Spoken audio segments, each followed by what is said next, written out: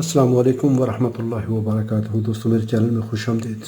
आज के इस सेशन में हम बात करेंगे ट्रांसफार्मर के बारे में, चॉपर ट्रांसफार्मर के बारे में। ये है सवाल, मेरे एक व्यूअर हैं, मेरे चैनल पे देखते हैं वीडियोस मेरी, इशफाक खान शिनवारी साहब हैं। कहते हैं मालूमाती वीडियो बनाने पे आपका शुक्रिया, और मैंने ये सवाल बहुत से लोगों से पूछा है लेकिन किसी ने तसल्ली बख्श जवाब नहीं दिया। सवाल क्या है?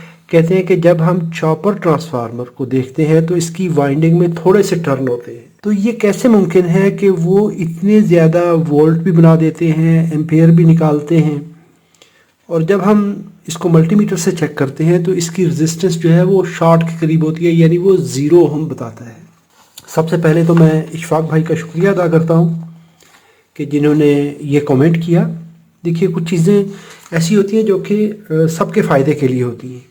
इशफाक खान साहब के इस कमेंट को देखते हैं कि जी ये ट्रांसफार्मर, ये छोटे वाला चॉपर ट्रांसफार्मर, ये क्यों काम करता है उतने ही वोल्ट पे, जबकि ये भी उतने पे काम कर रहा है। इसको हम तफसील से देखेंगे। थोड़ा सा मैं आपको कैलकुलेशंस में नहीं लेके जाऊंगा, मैं आपको बिल्कुल सिंपल और देसी तरीके से, जो कि हमारे बात समझ में आए, जिसको उम्मीद करता हूँ कि आप फॉलो करेंगे, क्योंकि मैं स्टेप वाइज और लॉजिकली लेके चलूँगा। जब हम बात करते हैं ट्रांसफार्मर की, तो ट्रांसफार्मर जो पहला हमारे जहन में ख्याल आता है कि इसमें एक प्राइमरी वाइंडिंग और एक सेकेंडरी वाइंडिंग, ये दो बार्स जो है ये इसकी कोर को जाहिर करती हैं कि इसके दरमियान कोई भी मैग्नेटाइजिंग एजेंट रखा हुआ है। ये कोर, इसका एक बहुत बड़ा अमल दखल है। इसका मकसद क्या है कि जब हम किसी तार के टुकड़े में से करंट गुजारते हैं, मैग्नेटाइजिंग वायर हो, जो कॉपर की वायर होती है, इसमें जब करंट गुजारते हैं तो इसमें मैग्नेटिक फील्ड बनता है।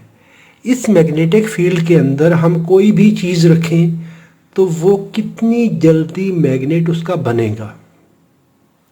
ये लोहा है, आयरन पीस है, इसका मैग्नेट बन जाता है। इसमें खासियत है कि जब इसको मैग्नेट के करीब रखें तो ये इसके जो अंदर इसके ग्रेन्स होते हैं वो मकनातीस बन जाते हैं, मैग्नेट बन जाते हैं। इसमें थोड़ा सा स्लो मैग्नेट बनता है। अगर आप तांबा रख दें इसके अंदर, निकल रख दें, तो उसका मैग्नेट नहीं बनेगा। लेकिन अगर उसके मुतबादिल हम इस कोर को देखेंगे तो इस कोर में है, इसमें भी इसको फेरेट, ये भी फेरेट है, इसको लोहा कहा जाता है। तो लोहे को अगर हम केमिकल नाम देखेंगे तो उसको फेरेटी कहा जाता है। तो फेरस के वो कंपोनेंट्स, वो मटेरियल जिससे मैग्नेट बनता है, वो ग्रेन्स, उनको पाउडर फॉर्म में लाके उसको एपॉक्सी डाल के इस तरह बना दिया कि इसमें जो मकनातीस बनने की रफ्तार है वो ज़्यादा है इसकी निस्बत। ये स्लो मैग्नेट बनेगा, इसका बहुत तेज़ी से मैग्नेट बनेगा। इस एक्शन को कहते हैं परमेबिलिटी। किसी भी कोर के अंदर जो मैग्नेट बनने की खासियत होती है, जब इसको किसी मैग्नेटाइजिंग एरिया में रखा जाएगा जहाँ पे मैग्नेटिक फील्ड है, तो वो कितनी जल्दी अपने आप को मैग्नेट की खासियत में बदल लेगी, यानी इसका मकनातीस बन जाएगा। ये कितनी देर में बनेगा और ये कितनी देर में बनेगा। पहली चीज़ ये आ गई कि परमेबिलिटी का अमल दखल है। अभी दूसरी चीज़ आ गई कि जब हम इसको देखते हैं तो ये तार का टुकड़ा है। इसमें अगर हम कहते हैं तो जो नॉर्मली आप कहते हैं कि जी 1 मीटर तार इस्तेमाल हो रही है, 2 मीटर लगा लें, चले मैं इसको 2 मीटर कह देता हूँ। इसमें जो है, इस बड़े ट्रांसफार्मर में हम कहते हैं कि जी इसमें 100 मीटर इस्तेमाल हो रही है। मिसाल है, जो आम ट्रांसफार्मर होते हैं उनकी रेजिस्टेंस 100 ओम से लेके 1000 ओम तक, 2000 ओम तक इस तरह रेजिस्टेंस होती है। तो इसमें मैं नॉर्मली जो है 100 से लेके 1 किलो ओम तक रेजिस्टेंस कह देता हूँ, और इसकी रेजिस्टेंस जो है वो 1 ओम, 2 ओम। अभी ये 1 से 2 ओम और ये 100 से 1 किलो, 100 ओम, 100 ओम कह देते हैं। अभी देखिए, इसको हम लगाते हैं 220 वोल्ट पे, आरएमएस पे। 60 या 50 हर्ट्ज पे। डीसी रेजिस्टेंस, अभी समझने वाली बात ये है इसकी डीसी रेजिस्टेंस। ये 100 ओम जो है, ये हम जब चेक करते हैं इस मल्टीमीटर से तो ये रेजिस्टेंस देगा 100 ओम, डीसी रेजिस्टेंस है। लेकिन जब किसी भी इंडक्टर को इस्तेमाल किया जाता है एसी में, तो उस वक्त ये रेजिस्टेंस तो रहती है, लेकिन इसके साथ एक नई चीज़ आ जाती है जो कि इस इंडक्टर की वजह से होती है। ये जो हमने इस तार को लपेटा है, तो इसका एक ख़ास मकसद है। इसको आज हम देखेंगे और इस सवाल को हम इसका खुलासा अच्छे तरीके से करेंगे। पहले तो मैं इसकी रेजिस्टेंस देख लेता हूँ, डीसी रेजिस्टेंस। तो जब भी हम ट्रांसफार्मर की बात करते हैं तो उस वक्त हम इसकी डीसी रेजिस्टेंस को नहीं देखते, हम इसकी एसी रेजिस्टेंस को देखते हैं। तो यहाँ पर ये 63 ओम डीसी रेजिस्टेंस है, क्योंकि ये इलेक्ट्रॉनिक कॉटरी का ट्रांसफार्मर है। तो इसकी आउटपुट जो है वो 3 वोल्ट होती है, लेकिन एम्पियर में तकरीबन 20 एम्पियर दे रहा होता है, तो बहुत हाई करंट दे रहा होता है। इसलिए इसकी प्राइमरी साइड के जो गेज है वो बड़े साइज़ की होती है, इसलिए 63 ओम है। नॉर्मल 100 ओम से ऊपर ट्रांसफार्मर होते हैं।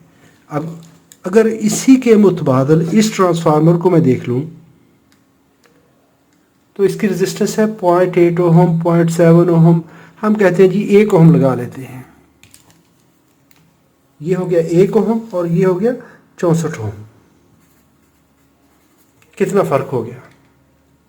लेकिन मैंने जैसे कहा कि जब हम इसको कहते हैं कि ये एसी कंपोनेंट है, क्योंकि ट्रांसफार्मर में डीसी नहीं गुजरती। क्यों? इसका इलेक्ट्रिकल कनेक्शन तो है कोई नहीं, तो फिजिकल इलेक्ट्रिकल कनेक्शन नहीं है, तो ये काम किस उसूल पे कर रहा होता है? मैग्नेट के उसूल पे। तो मैग्नेट को आपने ट्रांसफ़र करना है, यहाँ से आप मकनातीस बनाएंगे। इसकी मकनातीसियत जो है, इसकी मैग्नेटिज्म जो है वो वोल्टेज ट्रांसफ़र करती है सेकेंडरी में। एक सादा सी मिसाल देता हूँ अभी। जब हम बात करते हैं जनरेटर की, चाहे वो पीएमजी हो, परमानेंट मैग्नेट जनरेटर हो, जिसके स्टेटर में आपने 2 मैग्नेट पीस रख दिए। अभी वो मैग्नेट पीस जो है वो यहाँ से लाइन ऑफ फोर्सेस बना रहा होता है, उसके मैग्नेटिक फील्ड बना हुआ होता है, उसकी मैग्नेट की लाइनें नॉर्थ टू साउथ चल रही होती हैं। इसके दरमियान आपने आर्मेचर रख दिया, रोटर रख दिया, कंडक्टर रख दिया, इसको आपने घुमाया। मैग्नेटिक लाइनें जो है वो स्टेबल हैं, एक जगह पे परमानेंट मैग्नेट पड़ा है, या एक्साइटेशन वाइंडिंग है तो वो मैग्नेट बना हुआ है। उसके अंदर आप रोटर घुमा रहे हैं, आउटपुट वोल्टेज ले लेते हैं। जितनी स्पीड होगी रोटर की, उतने वोल्टेज बढ़ते जाएंगे। जब वो स्पीड कम है, वोल्टेज थोड़े हैं, फ्रीक्वेंसी कम है। स्पीड जब बढ़ी तो आउटपुट वोल्टेज जो है वो हमारे रेटेड वोल्टेज 220, 230 जितने भी हम ले रहे हैं वो होंगे। अगर इंजन ओवर स्पीड हो जाए तो ये वोल्टेज बढ़ भी जाते हैं। अभी ये कहानी आ गई, मैग्नेटिक फील्ड स्टैटिक था, हमने रोटर को घुमाया, वोल्टेज बन गए। अभी हो क्या रहा होता है कि ये जो कंडक्टर हम मूव करा रहे होते हैं, इस रोटर जो आउटपुट वाला है, या इसको घुमा लें या मैग्नेटिक फील्ड को घुमा लें, दोनों में से कोई चीज़ चेंज हो, ताकि ये जो वाइंडिंग होती है, एक्चुअली जो हम रोटर या शाफ्ट को घुमा रहे होते हैं तो उसके साथ हम वाइंडिंग लपेटी हुई होती है, उस वाइंडिंग को कट करना, किसी भी तरीके से कट करवा लें, या आप स्टेटर घुमा लें या रोटर घुमा लें, मैग्नेटिक फील्ड चेंज कर लें। तो ये वेरिएंग मैग्नेटिक फील्ड जो चेंज होता हुआ, कभी वो बढ़ रहा है, कभी वो थोड़ा हो रहा है, कभी ज़्यादा हो रहा है, कभी थोड़ा हो रहा है, उसकी वजह से, मैग्नेटिक फील्ड चेंज होने की वजह से वो इन वाइंडिंग्स को कट करेगा, वोल्टेज आउटपुट में बनेंगे। अभी पहले तो हमने देखी थी डीसी रेजिस्टेंस, अभी हम देखते हैं इसकी एसी रेजिस्टेंस। उसके लिए ये मैं एलसीआर मीटर यूज़ कर रहा हूँ। ये मेरे पास टेनमा का एलसीआर मीटर है। इसके भी प्राइमरी को मैं चेक करता हूँ।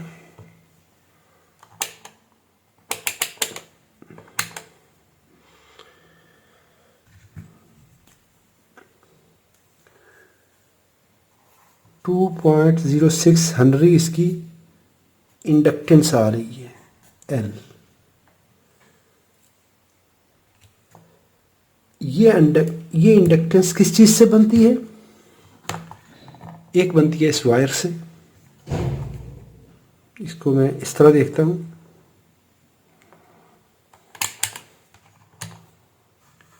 ये है तकरीबन 120 माइक्रो हेनरी।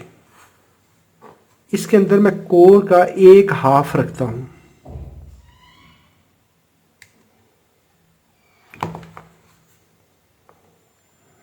इसके अंदर मैं फेरेट कोर का एक हाफ रखता हूँ।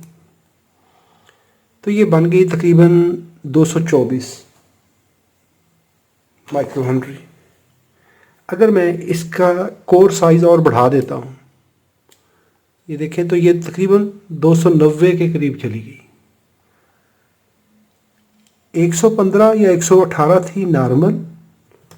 एक पीस लगाने से, अगर मैं एक पीस और लगा दूंगा, इसका फुल मैग्नेटिक कवर बन जाएगा। यहाँ पर आधा पीस इधर, आधा पीस इधर, तो ये इसकी इंडक्टेंस और भी ज़्यादा हो जाएगी। तो कहने का मकसद ये हुआ कि कोई भी ट्रांसफार्मर या इंडक्टर कोर के बगैर एक कॉइल है। उस कॉइल के अंदर जब हम कोर रखते हैं, चाहे वो ये कोर हो, चाहे वो ये कोर हो, किसी भी तरह की कोर हो, उससे वो बनता है इंडक्टर। ये भी कोर है, ये भी इंडक्टर है, तो इसके अंदर भी यहाँ पर कोर है। तो ये कोर हो गई।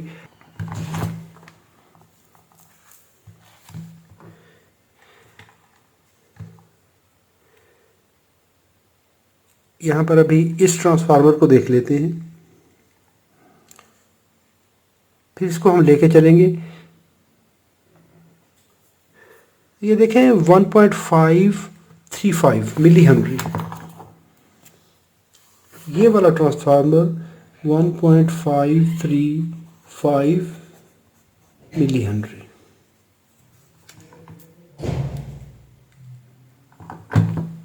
अभी दो ट्रांसफार्मर हमारे पास आ गए। इस एक की मिसाल एक है, अगर दो है, ये 2000 मिली हेनरी हो गया। यहाँ पर 1.5 है, आप कह सकते हैं 1500 गुना इससे कम है ये वाला इंडक्टेंस पे।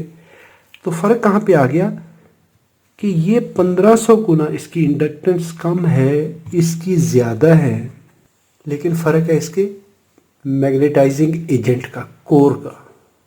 अगर यहाँ पे ये फेरेट कोर है, इसकी जगह पे निकल कोर हो जाए, सुपर कोर हो जाए, तो इसकी इंडक्टेंस और भी कम हो जाएगी, लेकिन इसका जो मैग्नेटिक बनने का अमल है, जो परमेबिलिटी है इसकी कोर की खासियत जो है, वो चेंज हो जाएगी।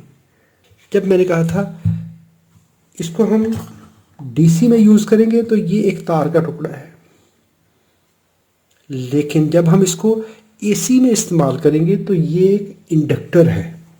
इसको फिर हम इस मल्टीमीटर की रीडिंग पे नहीं जाएंगे, फिर हम इसको मेजर करेंगे एक्सएल। अभी इस ट्रांसफार्मर को 220 वोल्ट पे लगाया, इसने अपनी एक एसी रेजिस्टेंस देनी है, इसने एक अपनी रेजिस्टेंस देनी है। अभी देखें ये 60 हर्ट्ज पे काम कर रहा है। हमने वही 220 वोल्ट दिए ब्रिज रेक्टिफायर को, इसने 310 वोल्ट बना दिए यहाँ पर। इसको हमने लगाया ट्रांसफार्मर पे, ट्रांजिस्टर लगाकर यहाँ पर हमने इसको स्विच करवा दिया। अभी स्विचिंग में फ़र्क कितना है? ये स्विच कर रहा है 60 हर्ट्ज पे, 1 सेकंड में 60 बार इसका जो मैग्नेट है वो चेंज होगा। 60 बार उसकी डायरेक्शन चेंज होगी। क्यों? कि इसको हम साइन वेव पे ऑपरेट कर रहे हैं। लेकिन ये वाला, अगर ये ट्रांसफार्मर, चूँकि ये हाई फ्रीक्वेंसी पे, इसको चॉपरिस्टिक कहा जाता है कि इन डीसी वोल्टेज को इस तरह की चॉप कर रहा होता है। चॉप किसको कहते हैं? टुकड़े करना, स्लाइस करना।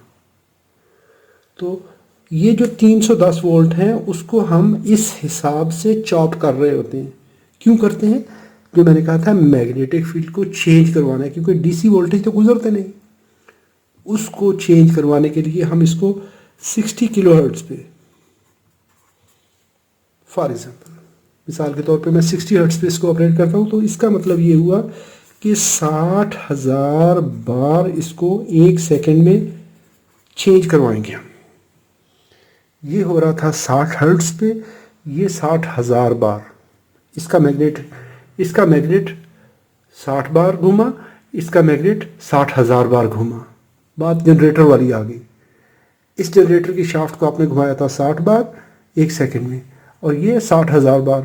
तो जब स्पीड बढ़ेगी तो वोल्टेज बढ़ेंगे। जो ट्रांसफ़र रेट है हमारा वोल्टेज का, ट्रांसफ़र होने की शरह जो है वो बढ़ जाएगी।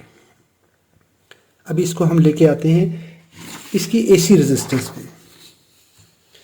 किसी भी इंडक्टर को जब हम, ये इंडक्टर है, इसको जब हम एसी के अंदर इस्तेमाल करेंगे या डीसी के अंदर इस्तेमाल करेंगे, अगर तो इस्तेमाल करेंगे डीसी के अंदर तो ये एक तार का टुकड़ा है, वही ये वाली रेजिस्टेंस, तो उस वक्त इसकी डीसी रेजिस्टेंस यूज़ होगी।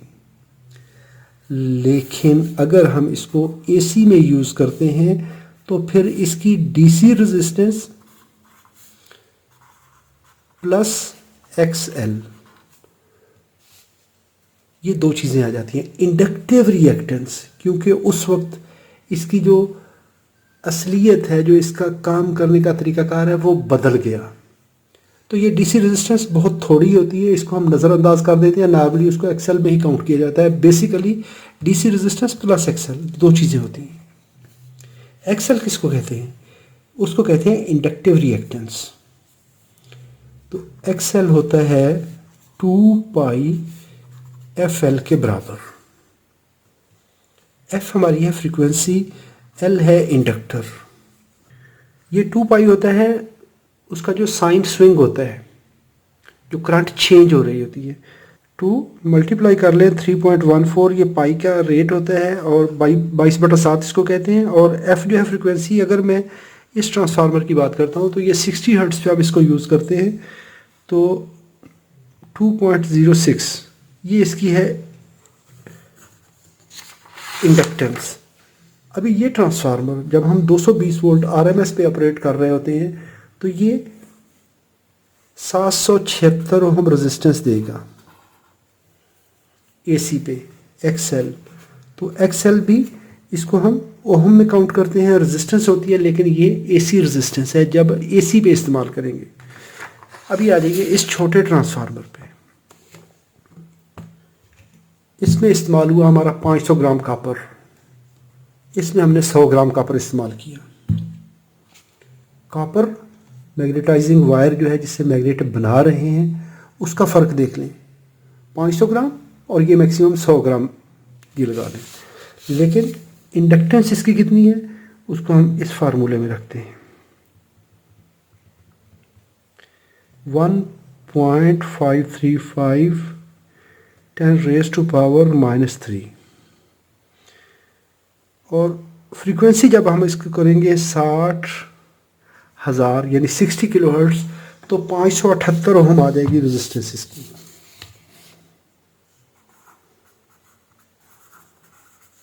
कहाँ पे? 60 किलोहर्ट्ज़ पे। अगर इसी ट्रांसफार्मर को मैं 100 किलोहर्ट्ज़ पे अब इस्तेमाल करूँ तो ये 963 ओम, 1 किलो ओम रेजिस्टेंस। अभी देखिए कितना चेंज आ गया। अगर मैं 100 किलोहर्ट्ज़ पे यूज़ करूँगा तो 963 ओम, इतना फ़र्क पड़ा इसका। जब ये डीसी पे था तो इसकी 1 ओम रेजिस्टेंस थी, जब इसको हमने चेंज किया एसी में तो इतना फ़र्क पड़ गया कि इसकी रेजिस्टेंस इतनी बढ़ गई। अभी इसमें फ़र्क क्या है कि इसको हम इस्तेमाल कर रहे हैं ऑल द टाइम।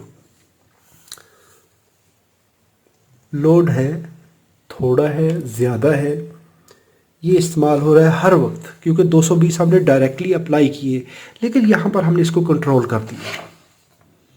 कैसे कंट्रोल किया? ये 60,000 बार तो चलेगा, ये है हमारा एक साइकिल, यहाँ से लेके यहाँ तक। ऑन कितनी थोड़ी देर के लिए ऑन रखा, हो सकता है जब लोड बढ़ेगा तो हम इसको आधी देर के लिए ऑन रखेंगे लोड के मुताबिक। जितनी देर के लिए ऑन रहा पावर ट्रांसफ़र होती रही, उतना मैग्नेट फील्ड बनाया जितने की ज़रूरत है। फिर जब फुल लोड हो गया तो 90% तक ऑन कर दिया, 10% ऑफ रखा। फुल पावर हमें देगा। जैसे जैसे पावर कम होती जाएगी ड्यूटी साइकिल कम होता जाएगा, बढ़ता रहेगा। लोड के हिसाब से इसको कंट्रोल करेंगे। इसने अपनी रेजिस्टेंस चेंज कर ली फ्रीक्वेंसी के हिसाब से। अभी जो बात कर रहे थे परमेबिलिटी की, मैं मिसाल देता हूँ इस रबड़ की। ये हमारी है कोर। जब इसके अंदर करंट गुजारेंगे तो इसके अंदर ऐसे मैग्नेटिक फील्ड बनेगा। इसको थोड़ा सा कोर कॉइल को, ये बनाई कॉइल। जब हम इसको करंट देते हैं तो इसके अंदर इस तरह से मैग्नेटिक फील्ड बनता है। ये इसकी लाइनें हैं। अगर इन लाइनों के अंदर हम इस कोर को रख दें, ये वाली कोर, अभी ये देखिए, ये मेरे पास समझने के लाइनें हैं। इसके अंदर जो मटेरियल मैं रख रहा हूँ, अगर मैं इसको इस सॉफ्ट मटेरियल में, नरम मटेरियल में रखूँगा तो ये तार आसानी से गुजर रही है, यानी मैग्नेटिक लाइंस आसानी से गुजर रही हैं। ये आसानी पैदा कर रही है ये कोर। अगर इसकी जगह पे मैं कोई भी हार्ड मटेरियल होगा जो कि सख्त होगा, ये रेजिस्टेंस पर पेश करेगा, यानी ये मटेरियल रेजिस्ट कर रहा है, रुकावट दे रहा है, और ये आसानी पैदा कर रहा है। तो ये मटेरियल आसानी पैदा करने वाला है और ये मुश्किल पैदा करने वाला है।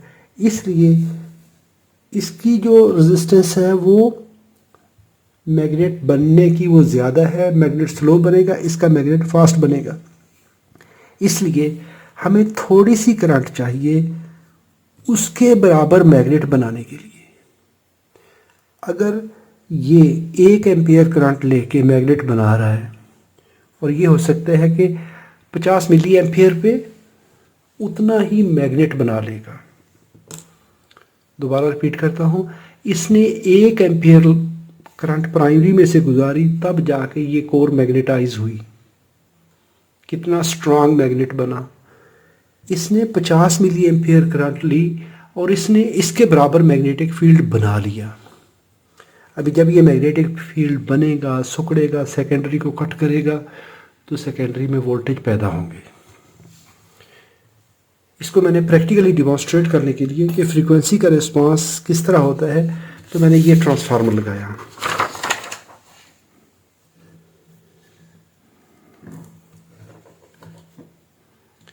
ये हमारे पास एक PWM जनरेटर है। यहाँ पर मैंने IGBT लगाया, तो इस तरह इसको हम करंट को मॉनिटर करेंगे। देखिए 73 किलो हर्ट्ज़ पे 26% ड्यूटी साइकिल है और टोटल 20 मिली एम्पेयर करंट चल रही है। अब जब ये ऑन होने का टाइम बढ़ेगा, 90 मिली एम्पेयर होगी 34% पे। ड्यूटी साइकिल में और बढ़ा रहा हूँ। जब मैंने इसको 40% पे रखा, 41, जब मैंने इसको 48% पे रखा तो 300 मिली एम्पेयर करंट इस ट्रांसफार्मर से गुजर रही है। ड्यूटी साइकिल चले थोड़ा सा कम कर लेते हैं। मैं ड्यूटी साइकिल को 25% पे रखते हुए फ्रीक्वेंसी कम करूँगा। जैसे जैसे फ्रीक्वेंसी कम करेंगे, अभी यहाँ पे करंट देखेंगे हम। देखें 65 किलो हर्ट्ज़ पे 30 मिली एम्पेयर होगी करंट। करंट बढ़ना शुरू हो रही है। 57 किलो हर्ट्ज़ पे 60 मिली एम्पेयर करंट बढ़ गई। 47 किलो हर्ट्ज़ पे 110 मिली एम्पेयर करंट हो गई। अभी अगर इस जगह पे मैं ड्यूटी साइकिल बढ़ाऊंगा तो करंट इसकी और ज़्यादा बढ़ जाएगी। ये देखिए,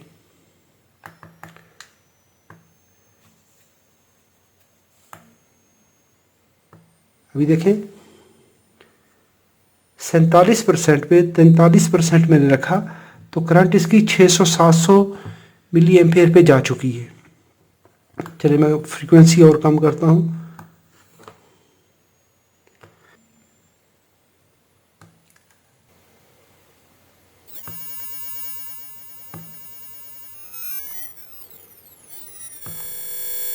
1 एम्पेयर से भी करंट अभी ज़्यादा बढ़ गई, जो कि इस ट्रांसफार्मर की हैसियत से बढ़ के है। 12 वोल्ट है, 1 एम्पेयर करंट गुजर रही है। अगर ड्यूटी साइकिल और बढ़ाएंगे तो ये देखें बहुत ज़्यादा ये अभी हमारी सप्लाई को भी ये डाउन कर रहा है। क्यों कि अभी 9.5 किलोहर्ट्ज़ पे ये इतनी करंट ड्रा कर रहा है जो कि इस ट्रांसफार्मर की हिम्मत से ज़्यादा है, तो ये कोर सैचुरेट हो रही है।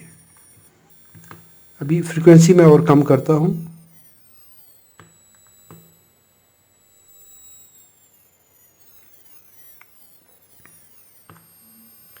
देखिए 4 किलोहर्ट्ज़ पे स्विचिंग तो हो रही है, 17% ड्यूटी साइकिल, लेकिन कोर विसल साउंड देती है।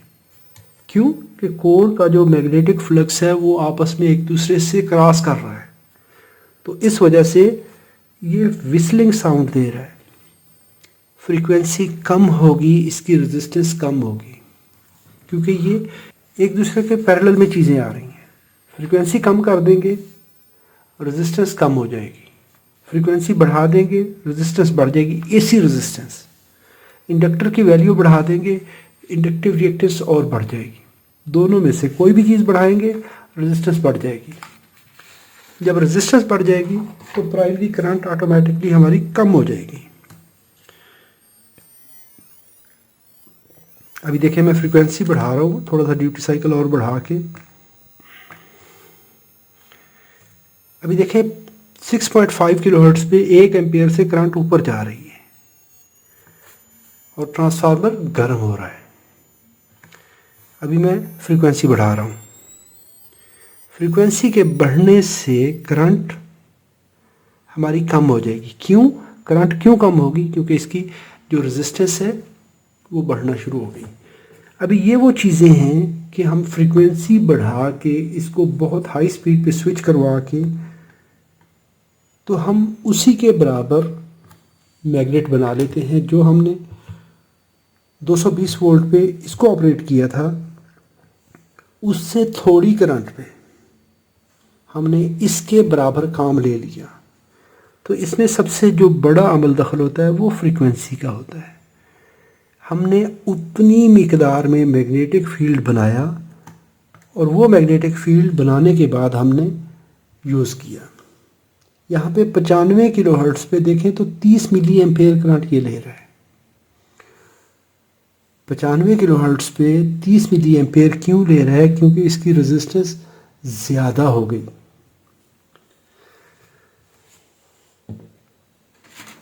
हमारे इस सवाल में जो था कि चॉपर क्यों इतने वोल्टेज पैदा करता है, तो उसका सिंपल सा आंसर ये है कि इसकी जो कोर मटेरियल है, इसकी जो खासियत है परमेबिलिटी। इस मैग्नेट डिज़ाइन के अंदर बहुत ज़्यादा पैरामीटर्स होते हैं जिनको सामने रखा जाता है। अगर फेरेट कोर यूज़ हो रही है, उसकी जगह पे निकल कोर यूज़ की जा रही है, सुपर कोर इस्तेमाल कर रहे हैं, तो कभी भी वो काम नहीं करेगी। क्यों कि ये मैग्नेट स्लो बनेगा। अभी इसकी जगह पे अगर आप इसको लगा देंगे तो इसकी रेजिस्टेंस इतनी ज़्यादा हाई हो जाएगी कि ये करंट फ्लो ही नहीं होने देगा उस फ्रीक्वेंसी पे, क्योंकि इंडक्टर वैल्यू हमारी 2 हेनरी है। अगर इसको इस जगह पे लगा देंगे तो इसकी रेजिस्टेंस कई 100 किलो ओम हो जाएगी, तो ये प्रॉपर वर्क नहीं करेगा। इसको हम उतनी थोड़ी सी करंट देंगे, थोड़ी करंट पे उसके बराबर काम ले लेंगे, क्योंकि इसने उतना मैग्नेट बना के, उतनी जल्दी मैग्नेट बना के, उतनी आसानी से मैग्नेट बना के हमें वो काम करवा देना जो कि हमने यहाँ पर इस्तेमाल करना था। उम्मीद करता हूँ वीडियो आपके लिए मालूमाती होगी। अगर फिर भी आपका कोई सवाल है तो कमेंट में लिखिए। वीडियो अच्छी लगी है तो लाइक कीजिए। अपना और अपने प्यारों का बहुत सारा ख्याल रखिए। अल्लाह रब्बुल इज़्ज़त आप सबको सलामत रखे, अपनी हिफाजत में रखे। अस्सलामु अलैकुम वरहमतुल्लाहि वबरकातुहू।